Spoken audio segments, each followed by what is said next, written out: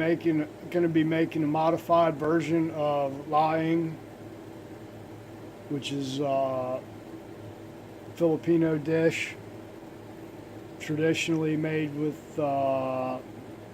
gabi or taro leaves. Don't have any taro leaves right now. It's still winter here. Usually grow them at home. They're quite easy to grow instead of people going out and buying ornamental elephant ears, which is the same thing. Go down to the grocery store and get a couple of bulbs of taro root. Just pop them in the ground. They grow just like any bulb plant. You let them grow, they grow up nice and tall, and they'll shoot off, so we have a lot of bulbs like potatoes. And later in the year, you just pull them up, and even we let them sit over winter time and just go out and dig them up whenever we want some. But since I didn't have any, I'm using collards, because I can get collards here this time of year. Collards is winter plant. They'll continue growing all winter long. In fact, they're better after it freezes. After the first frost, that's when you want to make collards. They have about the same consistency as taro leaves. So what we're going to do is take our salt pork and put it in a pan, and you don't even really need to brown it. You just want some fat out of it. And then you're going to put probably an inch or two of water in the bottom of your pan, and then put your collards in there and let them cook down. It'll look like you got a big pile of leaves, but what you got will cook down into very little. And then we're adding the coconut milk, hot peppers, and you probably shouldn't eat any salt. Once you get them cooked down, depending on how you like them, I like mine cooked down to almost nothing. Another thing too is with taro leaves, you have to cook them kind of like pokeweed, where you have to cook them and then drain them and then cook them again, add fresh water and cook them again.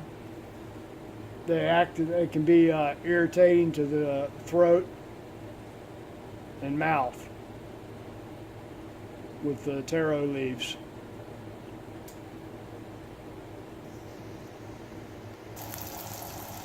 There's our salt pork starting to cook.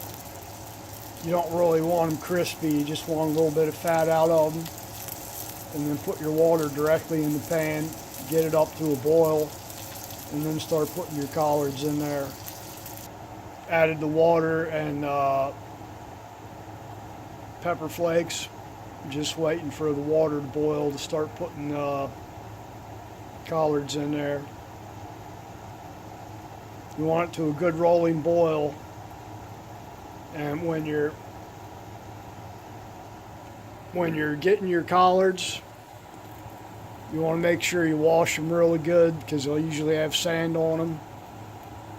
Wash them and rinse them real good. Just tear them up into whatever size you want. That's not even the full amount. That's about a little more than half.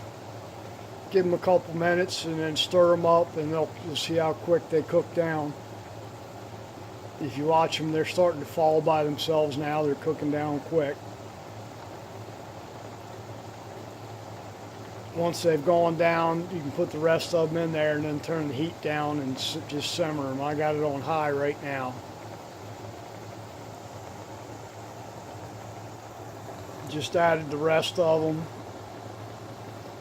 Getting ready to stir them up, turn the heat down.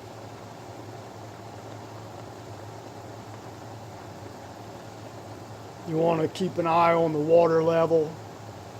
If the water cooks out too quick, I usually do it uncovered, so most of the water gets out of it. You want to keep them stirred up, because once it gets down, if you like your collards really cooked till they're kind of almost greasy, kind of. I don't know how to explain it really. You cook them really good, just like you would taro leaves. Once these reduce down, you can turn heat down even more.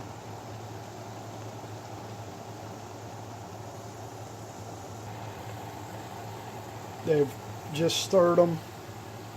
You can see how much they've reduced already.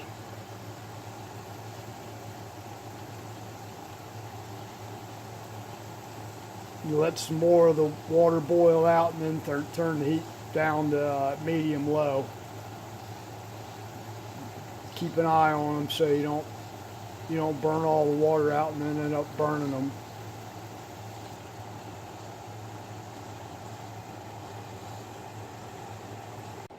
Yeah, they're still pretty watery. We got to cook them for a while yet. Switch burners and turn the heat up a little bit.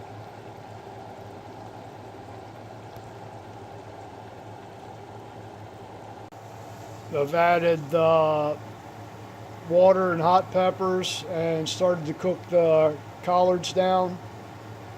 Reduced the heat. I've already boiled them down some. Reduced the heat to medium. Let them cook until they're tender. Most of the water's gone out of them. You don't really want any water in there, so you're gonna cook them down until they're a deep colored green. They'll be reduced to about half what they are now. No water left. And then you're going to add your coconut milk. And I've already added a handful of the red chilies into the boiling water, so you get them nice and spicy. There's our lying almost cooked down. Coconut milk's almost cooked down. You want them about that consistency. If you see how much you had in the pot earlier, this is what all they cook down to. So you want to start off with a pretty large amount. There's our finished product. That's our finished lying collards. That's our fried squash. Let's eat, you guys. Enjoy.